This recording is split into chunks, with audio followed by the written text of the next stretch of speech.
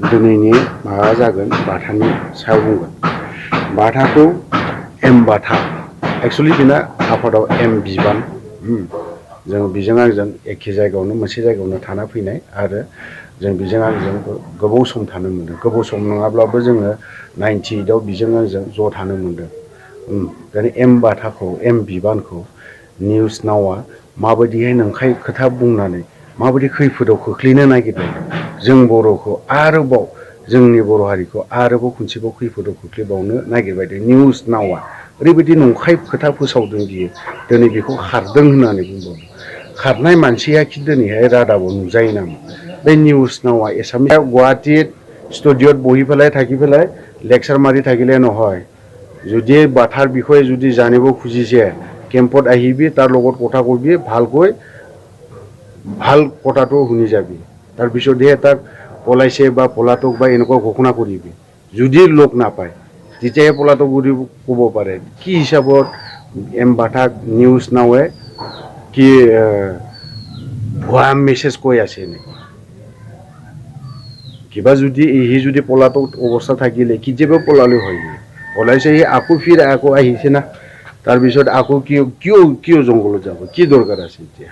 পিছ একত হৈ গ'ল কি হৈ গ'ল কিহৰ কাৰণে জংঘলত যাব? কি উদ্দেশ্য আছে জংঘলত যোৱা? কোনো দৰকাৰে নাই, যোৱাই নাই, কেম্পতে আছে সি। दिनैहाय अखमिया बारा हाया आङो जेखियानो जादोला दिनै बाथाखौ नंखाय खोथा बुंनानै हाग्रायाव थांहोफिननायनिसो लामाखौ फोसावदों। दिनै बाथायानोथ' बुंदों फेरेंगा सावरायग्रा बिदाय बिसोरखौ दिनैहाय हमग्रो बिनि उनावसो आंखौ लां होननानै बुंबावदों। गावनो स्पस्ट खोथाखौ होनबावदों। होनबा दिनैहाय जानायनि फारसेबो बिराद प्रब्लेमाव गोग्लैनानै दङ। बिटिआर सरकारा दिनै प्रमद बर' सरकारा मानो होनो हायाखै?